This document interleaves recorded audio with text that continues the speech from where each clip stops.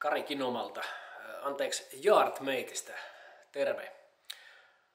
Haluatteko kuulla huonot vai hyvät uutiset ensin? No mä kerron huonot. Tai esimerkki huonosta henkilön resurssoinnista. Mulle soitti asiakas. Kerran mä olin työmatkalla.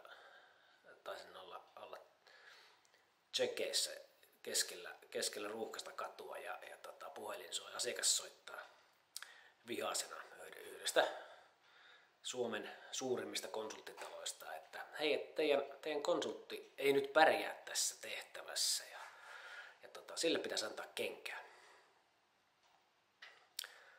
Mä ajattelin, että jaha, että onkohan nyt asiakas perehtynyt meidän henkilöarviointiraporttiin ennen kuin tehtävä on annettu.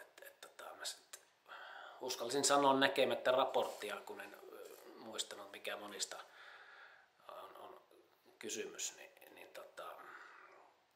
että luetaanko sieltä se soveltuvuuskohta, että missä meni pieleen ja miten se kerrotaan tuossa meidän soveltuvuuskohdassa siinä henkilöraportissa. No asiakas sanoi, tää Liisa ei nyt pysty vetämään tällaista 20 henkilön tiimiä, että ei se kestä niin kuin kasassa ja mikään ei etene. Ja sitten sanoin, että okei, että luetaanko nyt, että mihin me ollaan suositeltu häntä. Asiakas kaivoi siinä puhelimessa raportin eteen ja sanoi, no täällä lukee, että soveltuu pienten tiimien maks 5 henkilön tiimin vetäjäksi. Ja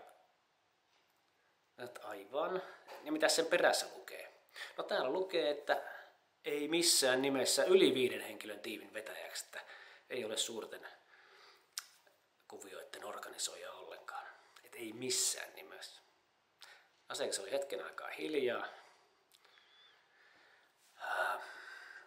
Ja tilasi sitten lisää meiltä. Eli se oli periaatteessa meille henkilöarviointitahona hyvä referenssi. Me tehtiin oikean tyyppinen arvio. Mutta tämä konsultti sai kenkää. Mä joudun itse antaa sille kenkää. Todella valitettavaa.